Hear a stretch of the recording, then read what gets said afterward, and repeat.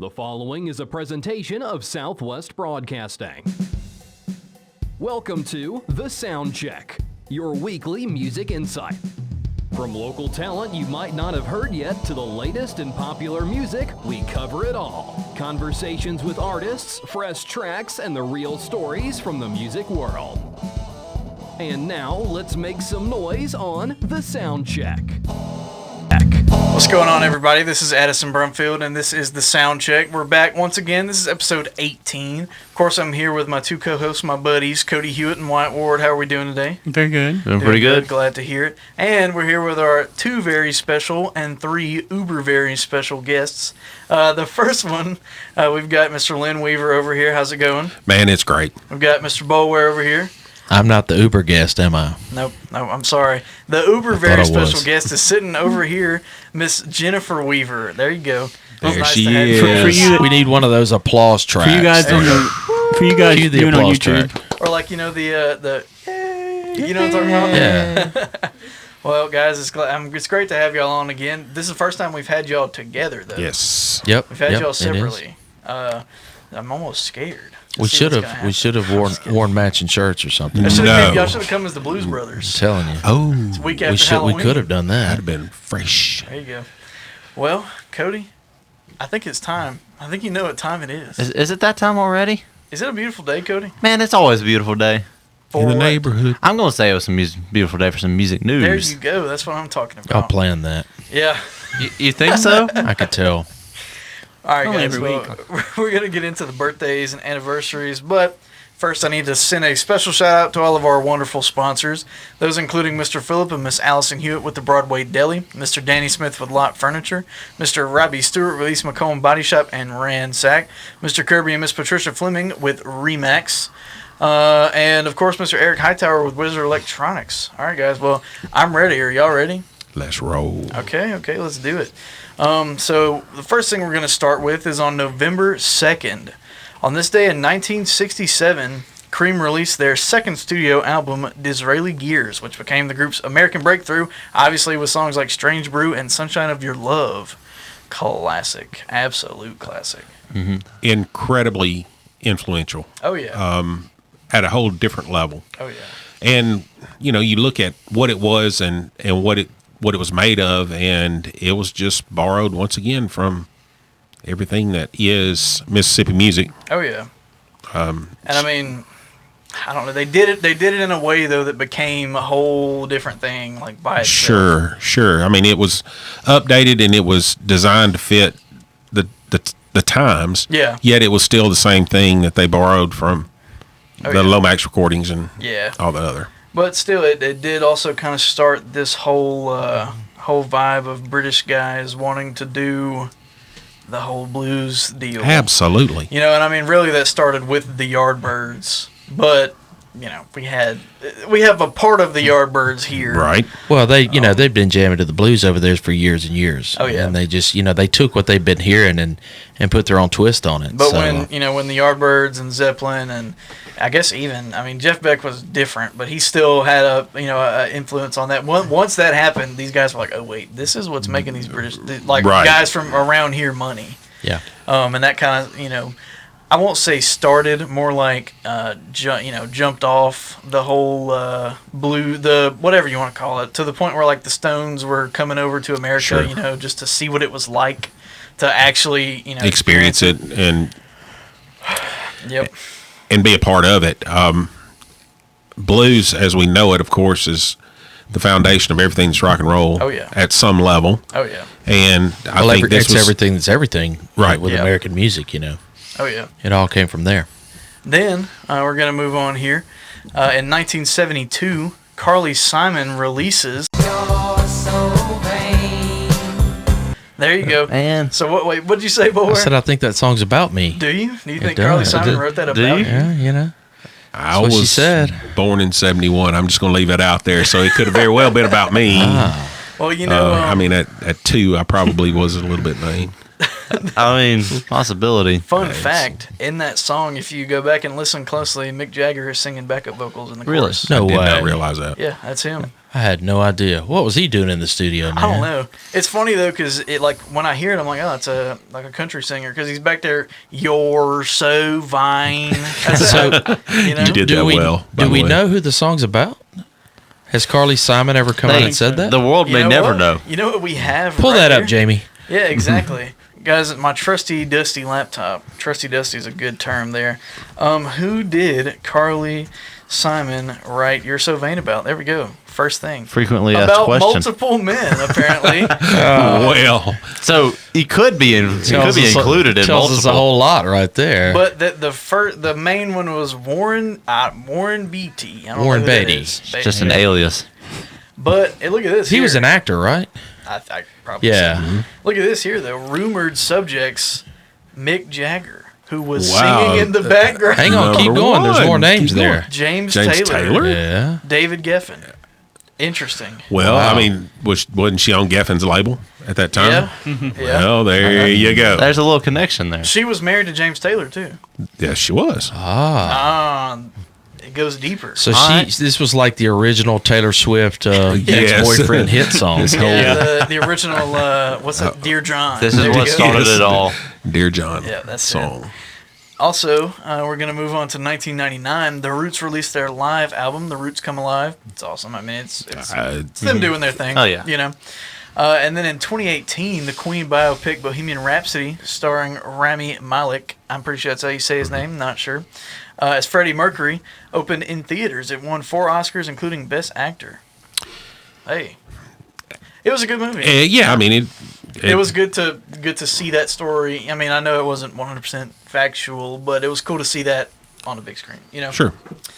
Also, here we go. Nelly is 51 years old. Oh my goodness. I wanted to put a soundbite from Nelly in here, but all of his recognizable ones are not. Not. Can you sing us not some Nelly White Ward? Can you do that? No. All right, just Hoping looking you could. ahead here. Okay. Take a look at this next one on November 3rd. Yep, we were just talking about this. In 1972, on November 3rd, Carly Simon and James Taylor got married. Boom. There it is. And this particular thing says, forming a musical power couple not seen until Jay-Z and Beyonce tied the knot. Come on now. I don't know that disagree. we need to roll. Ike and Tina? Yeah, maybe. Yeah. Maybe. Yeah. Delete that part. Delete that part. Yeah, I'm just we're saying. not rolling like, down that road. Like, but you get what I'm saying there. Sure. Like, there was a lot before that, you know. Oh, yeah. Sonny and Cher. Captain and Tennille. There you go. There's now where Captain and Tennille came from is right turn in Albuquerque. And then here we go. In '79, the Eagles started a 9-week run at number 1 on the U.S. album charts with "The Long Run," which we actually talked about not that long ago. We when did. they released it. Weaver loves the Eagles. I do. This is Yo. a great album. Those shoes. I hate to be this guy, and maybe I better be careful because somebody is subject to throw a brick through my truck window Oh, no. or something. But to me, and this is just me, and maybe I'm wrong, maybe I'm uneducated. The Eagles are just another freaking rock band. There's nothing special about them. Yeah. We've created this whole thing around them, and I'm still trying to figure out what the world's fascination is. Maybe again. I mean, everybody's got taste. Maybe mine are poor, but You can reach Lynn Weaver at 601. it's a one. It sounds You like he's reached been me. forming this opinion for a long time. I've had it yeah. the biggest part of my life. It's just, I'm trying to figure out what I like is the Eagles. the world. I mean, I don't dislike them, They have some of my favorite songs. though. but I don't understand the world's. I get it. I mean, I get it. I understand that because there's a lot of popular artists that I don't see the point of. But now Well- they have some songs to me that that no one else could have made. But I will say, there's not a single Beatles album that I could say every song off this album is A1. I mean, did I say Beatles? I meant You Eagles. definitely said Eagles. Beatles. Eagles. Eagles. He said Beatles. But But I know you know what I was talking about, like Yes. Desperado, Lion Eyes. Oh, yeah. Yes, they're all incredible tunes, and don't misunderstand me. The discography's great, yeah. but it's not. I mean, I get it. I mean, a lot there of are people rabid probably have Eagles that same fans thing. that follow them around like the Grateful Dead, and it's. Yeah. I know What that are we doing? I never understood people following the Grateful Dead around. Well, but, I didn't either. But you know, I probably wouldn't follow him the same way others did, but I do like some Jerry Garcia. I'm not mad with him. I saw him at the Veterans Memorial Stadium in Jackson 1,000 years ago. I prefer Dead and Company. Yeah. If Jerry was there, like if it was Jerry and John Mayer, I just like the atmosphere of the music. You know what I mean? It's not as trippy jam band kind of deal. It's a little more put together, more concise, because it's for this era of listeners, you know. Well, yes. When I saw them, all the women had a bunch of armpit hair, and I got nervous. So they just spun around in circles for did. about 2 hours. Hands up and spun around in circles. And That sounds accurate. I left and went and got some Burger King. There you go. Well, on that note, On that note, we're going to move on to November 4th. In 1991, on this day, Irish alt-rockers My Bloody Valentine released their debut album, Loveless, an album that defined the shoegazing genre. In fact, shoegaze is called shoegaze because of that album. Yeah, because there were some critics that went to see them, and they said all they do is look at their shoes the whole time because they are hitting buttons on pedals. You know what I mean? Right. Yeah. That was pretty much the whole deal. really nice looking shoes, don't you think? Maybe. And then in 1996, here we go. This one, Haunted Radio. Spice Girls released their debut studio album, Spice, featuring singles Wannabe, Now we're talking. Say You'll Be There, To Become One, Mama, and Who Do You Think You Are? This is why I came right there. There you go. Wannabe, dude, it's still. I remember that song from Chicken Little. That's where I know that song. Let me tell you something. If Because I'm a child. If I am checking a system, if I'm running sound somewhere and You I'm play checking a Wannabe? system, Wannabe is the Mr. Weaver will tell you. Yeah, it is. Wannabe is the absolute first track that I spin. There you go. Hey, Hey, I mean, it's Learn something produced new. well. I mean, Nothing it's wrong with Produced it. well. It's got everything in it that you need to check. Make sure you're good to go. Learn something new every day. There you go. If you're running a sound system out there, try it. Check it with the Spice you Girls, can baby. definitely balance. There you go. Also, on this day, Wayne Static of Static X was born in 1965. There you go. All right. Now we're going to move on to 1971 on November 5th. We're moving on to the next day here. Elvis Presley kicked off a 15-date North American tour at the Metropolitan Sports Center in Bloomington, Minnesota. All right. Announcer Al Voren, uttered the well-known phrase, Ladies and gentlemen, Elvis has left the building. Iconic. Yeah, I mean, dude, it's famous. Those little words are famous. Yeah. They are. Which is what kicked the door wide open for Michael Buffer to do his ring announcing and, you know, the little snippets of whatever we want to call it today. Oh, yeah. Then the whole reason behind this was they told him to say that because Elvis had already left and they were begging for an encore, yelling, yeah. stomping, you know. I mean, and just in that little clip, you can hear the roaring crowd in the background. Yes. Oh, yeah. And I bet they did not even, they were like, okay, bring it back, come on. Yeah. All right. You know? Okay, I have a fair point to make about this next one. 1984, Bryan Adams released his fourth studio album, Reckless, featuring Run to You, Somebody, Heaven, Summer of '69, One Night Love Affair, and It's Only Love. How many songs does this guy have about having an affair? It appears A lot. that there's at least Plenty. 5 or 6 up there on that list that you just read. So at from least one 5 or album. 6. This is from one album. Maybe he's the Album's worth. And why Brian are they, Adams, Taylor Swift of the other time maybe. period. And why are they so good? He is good. He really was good. But now he Jennifer saw him live. There you so go. There you go. We're like Run to You. it's incredible Run to tune. You. It's great. It's great. Got a great hook. He Everything's figured in out, place. you know, it's a very corporate sound for that time. Yeah. I mean, it has that 84, 85 sound. Yeah. But he figured out how to sell albums. He did. He so did. That he did. He found some kind of something that was allowed him to make money like that for a long time off of 2 songs. Yeah. Yes. I mean, he had more hits than that, don't get me wrong. But, you know, those were like the ones. This one's interesting to me. Just a little tidbit here. In 1995, a charity performance of The Wizard of Oz in concert was staged at New York's Lincoln Center featuring Jewel as Dorothy and then Jackson Brown as the Scarecrow. Have you ever seen Jackson Brown? All right. First of all, Yeah, but I'm just He makes a good scarecrow. Okay, but this was 95. yes, He He looked was like that. old. He looked He like was that older, 95 as but- well. he still looks the same way. Yeah, I mean, right. he doesn't age. Yeah. And I remember that being on TV, and Oh, yeah? maybe that says something about me. But Wow.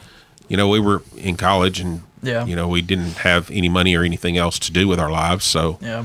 that being on, In 95, Jewel played Dorothy. Jewel was just getting kicked off in 95. She was just, She just left Alaska. you're right. well, I think she made a couple of stops before she got to L.A. from Alaska, but But then see, the other ones here, like Roger Daltrey was Tin Man, and then Nathan Lane was Cowardly Lion. It's an I don't know. interesting. It's an interesting lineup. Very interesting. But we're going to move on to 2002. We're going to make a little jump, an almost decade jump. Justin Timberlake releases debut studio album Justified, featuring singles like I Love You, Cry Me a River, Rock Your Body, and Senorita. Now, Rock Your Body is an absolute bop. That's probably the only Justin Timberlake song, except for like Mirrors, that I can say, yeah, it's a jammer. I got nothing. But also Pharrell, Yeah. Pharrell co-produced that song with him though. The Neptunes made That might be that why. song. yeah. Yeah, I can see where you're coming from. Oh, it's really good. I like that song a lot. And I'm not the hugest fan of him in particular. I just like that song a lot. It's good stuff. We'll let you have that one. All right. We're going to move on, though, to, we're going to jump about 20 years. In 2021, Dijon releases debut studio album, Absolutely, featuring singles Many Times and Rodeo Clown. Now, I'm sure a lot of you guys don't know who Dijon is. No idea. Let's take hands. Anybody know who Dijon is? I got nothing. One guy. Okay. I want to play some Dijon because I really like him. Very interesting. If you guys like neo soul, you'll probably like this album. Great song. I mean, again, guys, if you guys like neo soul, D'Angelo, Questlove kind of stuff, please go listen to that album. That's the least derivative of that off that album, but still a great track. I like his vocals a lot. I like his guitar player a lot too, McGee. Have you guys heard of McGee? He's pretty cool. I have not. Pretty cool. He runs his whole thing through an A24 little four track mixer with an old baritone guitar. It's a normal guitar that he turned into a baritone. Wow. Just kind of cool. spontaneously turned it into it. Huh? Rather interesting. Guys, speaking of spontaneous, we have a fun little thing we're gonna do here. This is the word of the day. Mm-hmm. We have 2 words for you guys. Me and Cody have both found good words for today, and we're gonna try to use them. Mm-hmm. How about that? Let's just try to slip them in somewhere. Yeah, just try to slip them in somewhere. Cody, what's your word? It's gonna be a surprise. Oh no. Okay, so all right, you guys are gonna have to let us know what word Cody used that's not common. Because at the moment, I don't know the meaning of it. Oh no.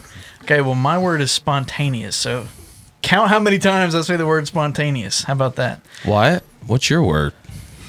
Pick a word, Wyatt. Now Smitten stuck in my head, so I guess Okay, Smitten. smitten. All right. Oh, that's yeah. What's that song? What's that song? My favorite things. Whiskers on Smits. That's right. I'm just playing. All right, we're gonna move on. Oh, here we go. This one's fun. So on this day in what? Oh, I don't even know. Oh, 1911. Boom. That's a ways ago. Roy Rogers was born. The singing cowboy, of course. Roy Rogers. Known for The Roy Rogers Show, starring Roy Rogers, King of the Cowboys, Trigger, his golden palomino, and Dale Evans, Queen of the West. obviously, I mean, just a staple of that time period, but even up to now, and even I thought this was funny. It was just a little tidbit here. Willie Nelson's guitar is named after Roy Rogers' horse. Trigger. Yes. Yeah. I never knew that. Yeah. I knew his guitar was named Trigger, but I didn't know it was for that purpose. He said his guitar is his horse. That's Yeah. right. So it's pretty cool. And then we're going to move on. Art Garfunkel is 84 years old on this day. Graham Parsons was born on this day in 1946. Hey. All right. Hey, That's great. November 6th. yeah. Jennifer Yeah. Johnson Weaver was born in 2025. Yeah. No, 2000. She is 25 years old. 25 today, or Thursday, it was Thursday. this past week. Yeah. Well, congratulations. Yes. Happy birthday. Jennifer Weaver. Happy birthday from 25. last Thursday. We got one more, and then another funny thing, and it's not funny at all, actually. It's kind of creepy, about Graham Parsons. But before we move on to the 6th, Radiohead and The Smile, which is just a offshoot of Radiohead. His guitarist, Johnny Greenwood, is 54. He's dope. He uses quarters to make funny sounds. We're going to move on to the 6th, though. On this day in 1973, Graham Parsons' manager, Phil Kaufman, was fined $300 for stealing Parsons' body from the Los Angeles International Airport. Wasn't there some confusion about the family and who was going to take? Well, see, okay, here we go. I remember it being. Yeah. See, the family wanted his body to be delivered to Louisiana for the funeral. Yes. And then eventually he was buried in New Orleans. I read about that. I think the manager, Phil Kaufman, had said that Graham Parsons had told him his final wishes, that he wanted this, that, or the other, and that the family was doing totally opposite. So Phil Kaufman just spontaneously took him. Yeah, I guess so. But all right, we have a few more here. So in 1976, on this day, Blue Oyster Cult landed their biggest hit, which was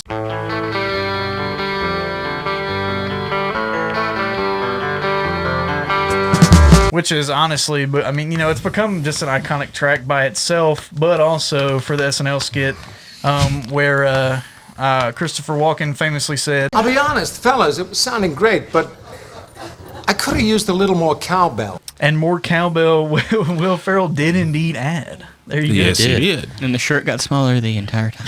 The entire time. And I didn't even until realize, the whole thing moved to Mississippi State, and then that became a whole other thing to itself. I didn't even realize Jimmy Kimmel was in that skit until I went back he was in there. to get that little bite. It's back when SNL was funny. Yeah. Right. Yeah. Yeah. That's also back when Jimmy Kimmel was like, I don't know why I was saying that as if I had anything crazy to say. I was just going to say young. That was all I was going to say. He just looks, I don't know, he looks different. Let's see, what do we got here? Oh, here we go. 1992. Rage Against the Machine released their debut studio album, namely titled Rage Against the Machine, featuring songs like Bullet in the Head, Bomb Track, Freedom, and Killing in the Name of.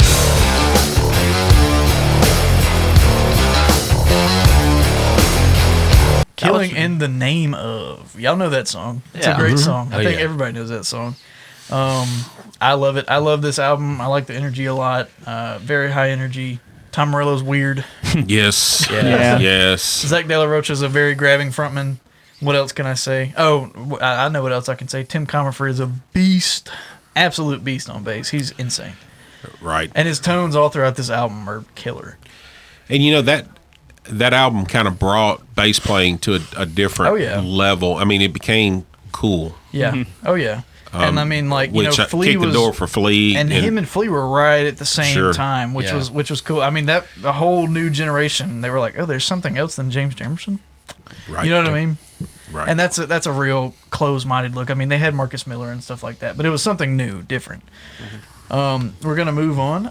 Paul Gilbert of Mr. Big and just of being Paul Gilbert is 59 years old, and Glenn Frey of the Eagles was born on this day in 1948. I'm not gonna go too far on that. Thank you. Here we go. We're going to move on to the 7th. Joni Mitchell was born on this day in 1943, making her 82 today. Happy birthday, Joni Mitchell. She's great. She's great. I know she's listening. I wish. That'd be pretty sick. I'm not sure she is. Be great. Here we go. Here's a cool one for you guys. Y'all need to listen to this song if you've never heard it. Amelia by Joni Mitchell. It's about Amelia Earhart. It's pretty cool. Also, in 1981 on this day, Hall & Oates started a 2-week run at #1 with Private Eyes. Right. It's a great song. Watching you. All right, guys. Well, this is the last day we've got here. We have some pretty cool stuff, and then we're going to get into these music stories. How's that sound? Let's get into it. All righty. Well, on November 8th in 1980, Motorhead released their 4th studio album, The Ace of Spades, featuring the single... The Ace of Spades! The Ace of Spades! Which is a classic, obviously. I mean, Lemmy is Lemmy. Yes. He is. He's an awesome guy. He played his bass through a guitar amp. Yeah. And made it work. And sang like a bass guitar. Also, we're going to move a long way to 2011. Mac Miller released his debut studio album, Blue Slide Park, featuring the singles Frick Park Market, Party on Fifth Avenue, and Up All Night. Good stuff. Definitely not his best work. It was his first deal. He had a lot of great stuff to follow after that, though. In 2019, FKA Twigs released her second studio album, Magdalene, with weird songs, great songs though, just very weird delivery. And then this was right before she married Shia LaBeouf. Wow. Yeah. Interesting. Yeah, we'll just let that one rock. Yep. Yeah, Also, Minnie Riperton, the singer of Loving You, right? Yes. And mother to Maya Rudolph, which I didn't know until I started this show. I didn't know that either. Was born on this day in 1947. She's awesome. Has a very, very distinctive falsetto. Sure. You know, I can't do it. I'm not going to show you an example, but Please don't. it's awesome. I was kind of hoping Maybe you another would. time. Oh, here we go, guys. This is one. Boy, I don't remember. I don't think this is who you're Linda Ronstadt, aren't you? You talking about a fan of? Yeah. I am a fan of Linda Ronstadt. Okay, well, this is not Linda Ronstadt. This is my Linda Ronstadt. Bonnie Raitt. Oh, is 76. You're running a close second there with Linda's what she's doing. 76. Man, I saw a video the other day of Bonnie Raitt, Brittany Howard, and Jimmy Vaughn singing a song, and dude, I'm just saying. Who played guitar? Jimmy. It's not like Bonnie Raitt couldn't stand toe to toe with Jimmy Vaughn. They were all playing guitar, but Jimmy was doing the lead stuff. Okay. I saw Bonnie Raitt and Earth, Wind, and Fire live in Jackson. They used to have this thing called Jubilee Jam in downtown Jackson. There you go. And Earth, Wind, and Fire played. Bonnie Raitt played right after them, and then as Bonnie was playing her set, Earth, Wind, and Fire comes out and does a tune with her. That's cool. And it set downtown Jackson on fire. I mean, Dang. it was incredible. Wow. Oh, So, yeah. I'll never forget it. That's pretty awesome. And then, I mean, the next one, this is the last one we've got, is that SZA is 36 years old. She's pretty cool. We're going to move on to these music stories, guys. But before we do that, I need to give a special shout out to 3 of our wonderful sponsors. Those including Mr. Phillip and Miss Allison Hewitt with Broadway Deli, Mr. Danny Smith with Lot Furniture, and Mr. Robbie Stewart with East Macomb Body Shop and Ransack. We know All right, them guys. Hey, yeah, you do know that guy. I want to get him on soon. Yes, you do. I want to get him on. The first one we got here is, I don't know if y'all saw this. I saw this. I think it just happened the other day. Bad Company is no longer doing their induction performance. Yeah, I didn't read the article, but I saw a story about that today. Well, Paul Rogers just said, nah. Yeah, those guys are. He's not doing good. He's had a couple strokes, and See, I didn't realize that. his health is just declining. I know there's a lot of stuff in the background of that. Yeah, and several of them and are having health issues. Mick Rouse too. Mick Rouse passed away too. Yeah, right. And so they're just. I truly believe they're just kind of like, we appreciate it, but we're not in performing the capacity to perform. I fully understand that decision. Simon Kirk, their drummer, said that although they are honored to be inducted, the band's active performance days are likely over. Yeah. Which is sad, but I mean, everything comes to its end. And would you rather them push and do like AC/DC, and the Stones and do it for the rest of their lives, or just go chill. It's time for them. It's time. They've served their role. I would have rather Ozzy gone out a different way. Yeah. Oh yeah. Personally. Yeah. I mean, I feel the same way. Be yourself. Yeah. And don't let your. And maybe those were Ozzy's terms, but it almost seemed forced in a way. Ozzy's last hoorah, so to speak. Well, I mean, thing he did. He called it his own funeral, but I can understand their thought there. And now I do hate that they pulled away from the Hall of Fame altogether. I mean, they deserve to be in the Hall of Fame. Absolutely. But I think that they could have been inducted without having to be there. Yeah. Yeah. I just honestly, I'm pretty. No, they actually are being inducted. Yeah, that's kind of what I was thinking. They're just not doing the performance. Yeah. Okay. Which is great because they've been eligible for a long time. Well, and it'll open the door for probably some pretty cool covers of their stuff for the actual show. Absolutely. For sure. But guys, I mean, that's all we really have. We hope that they're doing okay. Particularly Paul Rogers. That's the only one that we know currently has anything serious going on. But still, we pray for them and that they aren't too worried about it. Aren't too down and about. Right. We're going to move on here to this next one that I just thought was pretty interesting. Jeezy, like the Jeezy, like I put on for my city, on for my city, right? Mm-hmm. Yeah. Has set a Guinness World Record for the largest hip-hop orchestra. Well, good for him. It's interesting. I guess. A 101-member ensemble, okay? Which is not that huge. No. It's huge. Well, it is to be It's big. playing with Jeezy. That's exactly their point. So this took place during the second show of his Las Vegas residency titled TM 101 live at the Planet Hollywood Resort and Casino. But also this is cool. The orchestra was composed by Derek Hodge and directed by Adam Blackstone. So not guys that I would have expected Jeezy to be like, hey bro, Hey, yeah, let's do this thing. No, that's All right. let me just call up Adam Blackstone. You know what I mean? right. I just think it's fun, and he said he described the accomplishment as a moment for the culture, for music, and for Vegas. It was definitely a moment, I'm sure. Oh yeah, I think it would be pretty cool. I would love to see Juvenile do something like that, but with like just a lot of horns. You want me to text him? Hey, I saw. Juvenile's All number? right. Another confession. Oh no, I saw Juvenile there you go. a long time ago in his heyday as well. I want to see him now. On purpose? I want to see him now. He travels with a band. I was a know very youthful individual and had an opportunity to see Juvenile, and I was there, and that's all I got to say about that.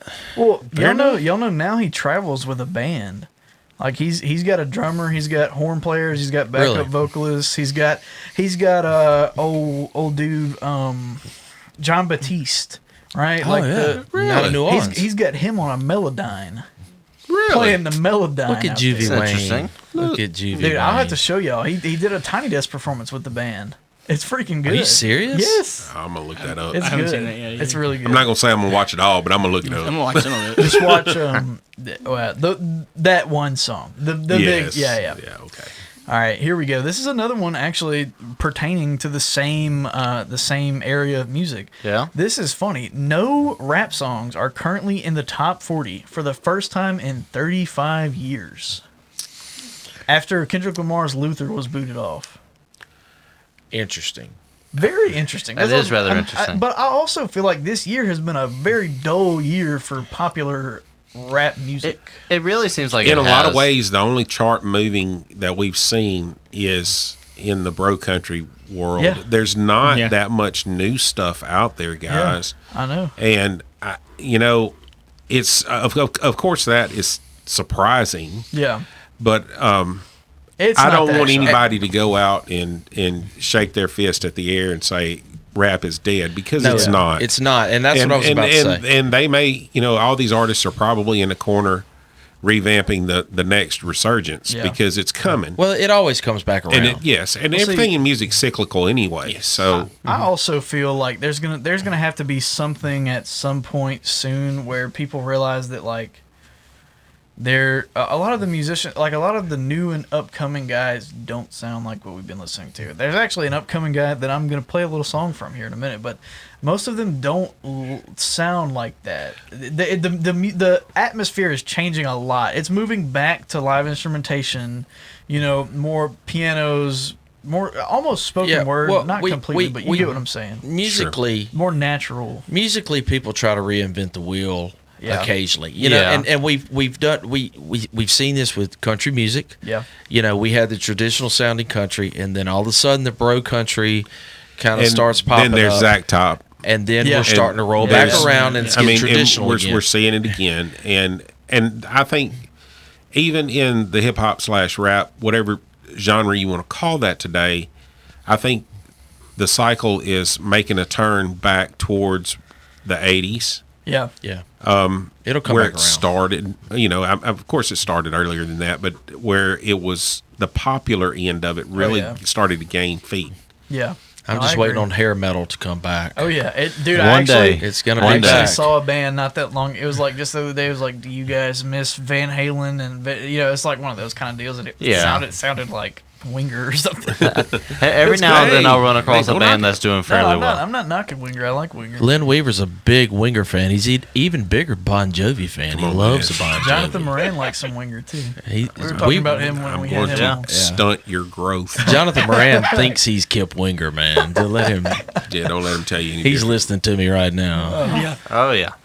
You guys need to go check out also on the YouTube. By the way, check out the YouTube. But please, if you guys want to hear about what we're referencing, go check out our video, 2 videos with Jonathan and Ava Moran on the YouTube. Absolutely. The sound check on YouTube. You'll see us. You'll see my face somewhere. Yep. Like, subscribe. Oh yeah, please do. We need likers and subscribers. Yes, bad. Do that. We need that. Well, I'm sure that my face is going to fix all of that. There you go. I mean, that's why we got you on here. Is we're really hoping it will. What? I'm not even. I just didn't film it. You didn't film it. I didn't film the first video. Come on, Wyatt. No. Like the first time you were here, we weren't filming, but and we didn't even film the one with Weaver. I just had pictures and I put it back and forth. That's scary. I need to go back and watch it. It was the when we did the VMA debate with Cole. Yes, absolutely. It's on there. It's more just like a listen to kind of deal, but I stuck pictures and graphs and stuff in there. That's cool. But okay. All right, guys. Well, okay, I have 2 more things. This is the time where we're going to listen to some music, and then we're going to talk to our guys here, and we're going to hit the hay. How about that? All right. All right, so this is, again, these are just 2, listen to these songs. Navy Blue has announced a new album, The Sword and the Soaring, and released a lead single called Orchards. And this is the perfect example of what I was just talking about earlier. This is somebody who's been making waves in the underground scene, the art rap scene, whatever you want to call it.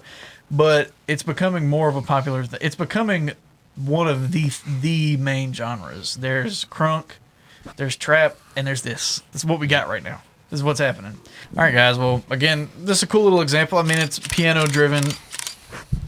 Right to the microphone. Just clicking the camera right to the microphone. But we want to say, of course, on the air, we want to say a thank you to our buddy Wyatt Ward for handling all the photos, videos, sitting back here, keeping me on track, that kind of deal. He's been asleep the whole time. Right. Wake up, Wyatt. Quick. Well, you see, he kind of positioned himself a little bit out of the camera so they wouldn't know that. Why'd you snitch on him? Oh, my bad. But yeah, guys, I find this kind of music interesting. It's very easy to listen to. Very well, yes and no. Okay. From my standpoint, it's so free that it feels like it's about to fall apart at any point in time. But with that said, there's something soothing about that because it does have that freeness. It has its own. It occupies its own space. It all happens in a genre that has become so electrified. It feels human. You know what I mean? I totally agree. Now, it's not my stuff, but no. I can always find something that I like in just about any genre. Oh, yeah. But anyway. All right, guys. Well, here's a fun little thing. I think I'm going to start doing this every week now. I'm going to just show y'all a standout song that I heard this week in hopes that you guys would enjoy it. I heard this song. I hear a lot of songs that I'm like, dude, you got to hear this. And so this is like the perfect outlet for that. Well, then, and that's what I'd call it is, dude, you got to hear this. There you go. This segment is called Dude, You Got to Hear This. No, this song, title card. This song is called Make Me Wonder by Solon Holt. Once again, guys, I mean, that was just a song that I heard, and I've heard of that guy for a little while, but he posted a video of him and his buddy playing it. And I follow him on Facebook and Instagram and TikTok and stuff, and I saw it, and I was like, I've never heard of this song. It turns out it's because it was released a little while back, like before I'd heard of him. But I've been listening to it again and really enjoying it, and he's got an acoustic version on Country Central that's really good, too. Yeah. So if you guys like that sound, go check him out. Once again, that's Solon Holt. I know it's a little weird. It's spelled Solon Holt, like Holt. It's interesting. All right, guys. Well, that was all that I had for stories and little quips or whatever. Now we talk to y'all. Yeah, we're going to move on to the guys. But after, I guess we'll talk back. Yeah. But before we do that, I need to give a special shout out to 3 of our wonderful sponsors once again. Those including Miss Allison Hewitt with the Broadway Deli, Mr. Danny Smith with Lot Furniture, and Mr. Kirby and Miss Patricia Fleming with Remax. All right, guys. Well, I guess we'll get into this interview section here. These are different. Cody called me out last week for asking the same questions all the time. I'm hitting y'all with some different stuff. Come on, let's do it. To be fair, these wouldn't fit because I've already talked to you before. So, Yeah, like the I old got you. ones wouldn't have fit. All right. First thing, how did you guys feel about marching season? You know, how'd it go? How did you guys enjoy it? As far as the show, are you proud of the product? It went well, man. Yeah, the show went together really good. I got to see it one time. Yeah, and so it was really entertaining for the crowd. The students enjoyed putting it together. Oh yeah. It was a new kind of challenge for all the band students, and so we added some characters. It was a Bigfoot based show. It was based around Bigfoot. It was called Being Bigfoot, and so lots of characters were added and different things like that. So we got to have fun with it, be a little silly with it at the end. Oh yeah. So it was a good group this year. We had a good time with it. There you go. Well, I'm glad to hear that. Yeah. I thought I remember when y'all first announced it. I thought it was a hilarious idea, and it was cool to see it actually come to fruition. Yeah. You know, come to life. I had a good time with it. You know, from a director's standpoint, it was really fun to watch this band mature. Yeah. No. Yeah. It took, every week it got progressively better. Yes. Oh, yeah. And they were open to addressing the things that had happened, the previous week, and the things that they needed to work on, and they just worked. Yeah. It wasn't any magic spells that we cast or fairy dust. It was strictly them getting in the dirt and making it work. And that's how it happens. And I'm really proud of that end of it more than anything else. Oh yeah. Cody, you want to ask him this next one? All right, let me get up here and see this next one. I'm kind of having to lean over to It's all right. get to this. All right. So, why should people still be interested after football season? Because, people look at their main attraction is the halftime show. Yeah. Oh my Especially gosh! for I wish over the last 30 years of my life I had a penny for every time we've answered this question. Yeah. Because we always get the same thing this time of year. Well, what do y'all do now? Band season's over. No. For us as teachers and for our students, really and truly, this is where band season starts. Yeah. Getting the opportunity to put them in their seats, getting the opportunity to start working on some real music. When I say real things that are going to help develop them musically and technically. That's where we're at now. Yeah, well, I mean, that's always a good thing to hear, concert season is my favorite. I love it. Yeah. And while marching band season, football season is the most visible, all of the real musical education happens during concert band season. There's a lot of growing. And while there is a lot of work that goes into marching band season, there's not a whole lot of teaching per se that happens during marching band season. Yeah. You teach drill, you teach the music, and then you rep it 10 million times. And the reason you rep it 10 million times is because you only have one shot to get it right. There you go. And so the real music education happens with concert band. And so, the hard part about that is getting a 14 or 15-year-old kid to understand that. Yeah. As they progress and get older, their junior, senior year, they're like, you know what? This is where I'm gaining my experience. This is where I'm getting better at my instrument. And so, that's where we're at with that. And I don't know if you did it on purpose, but you actually answered my next question, which was how different is concert season from a director's standpoint? So there you go. There it is. Yeah. Well, it's the first time, honestly, concert season is the first time that we get the opportunity to actually be part of the ensemble. Oh, yeah. And exactly.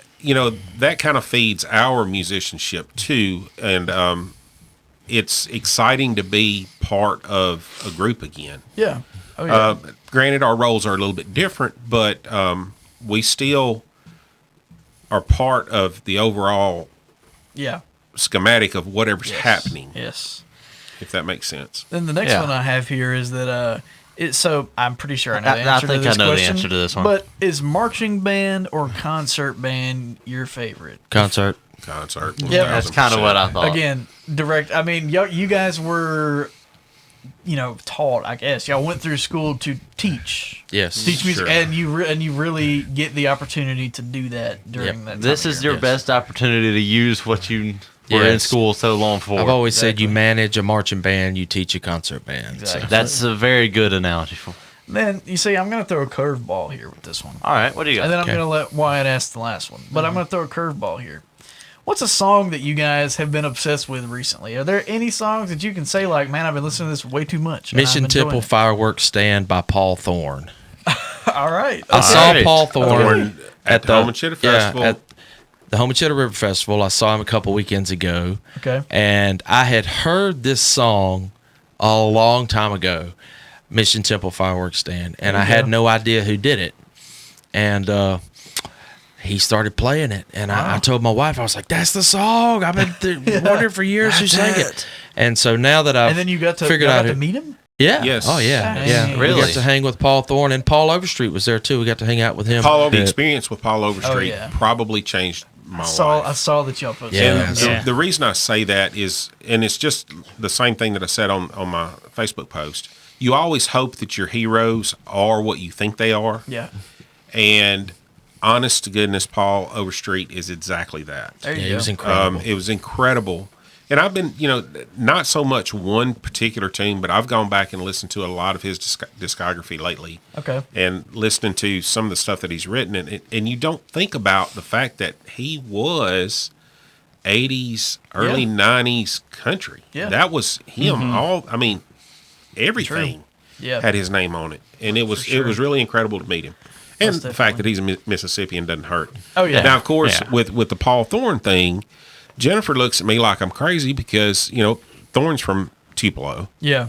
And Jennifer's from Tupelo. So she's thinking, well, I've been seeing this guy my whole life. What's the big deal? Yeah. I have to explain to her, well, he's a little bit different on the world front than he is in the Tupelo front. Yeah.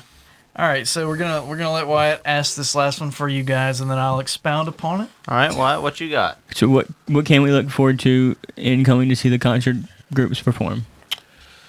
Well, We haven't had auditions yet, so those are coming. They're coming. Okay. And then with the auditions, we'll be a little bit better prepared to choose literature based on where we see the ensembles at the time. So really, guys, we're a little premature in saying what's coming. Well, see, really, my point in that question was like the charm that is North Pike Concert Band. What can people be expecting? That's I will tell you out of my group that we're gonna have a slow lyrical song. Yeah. That's usually what in the band world is called a war horse that a lot of bands have played. We're gonna have a really hot overture and a pretty fun march. So I can tell you and Mr. Weaver's probably gonna do close to those three things as well. Yeah. So we do pick the literature based on the things that we can pull out of the literature to teach with. Yeah. So we still like the competing styles. We really need to have those three different styles of literature in the folders for the kids to work on. And at this point, we just don't know exactly what that'll be. Yeah, I get you. Mm-hmm. Well, I mean that's a good answer to me. I would say. Very excited to see what comes of this. Yeah, guys. I mean, get excited for more announcements and things like that in the future as they get get gearing up and ready. I mean, I know you guys are already gearing up, but to get into the Exodus, Exodus phase, they really get an idea what they're working with. yeah, here. we're in that transitional period right now where we're between marching and concerts. So. yeah. We got you. Well, guys, I thank y'all so much for coming on once again. This is really fun to have both of y'all at the same time. Thank you, man. Thank we you for having we us. appreciate the opportunity to sit around and talk music. Oh yeah, man. Proud of you guys putting this together, man. Thank you. Yes. Thank you. I'm glad to do it. Yeah. Once again, guys, these are my homies. Mr. Weaver and Mr. Boleware. Thank you guys once again. This has been. Oh wait, sorry. All right. I can't forget this one. Miss Jennifer Johnson Weaver over here, The Uber guest. the star, guest, the truly. star. But once again, guys, this has been Addison Brumfield, Cody Hewitt, and Wyatt Ward with the Sound Check, and we will see you guys next week. This has been another episode of the Sound Check. We've got all your favorite music news every week. Thank you for joining us once again.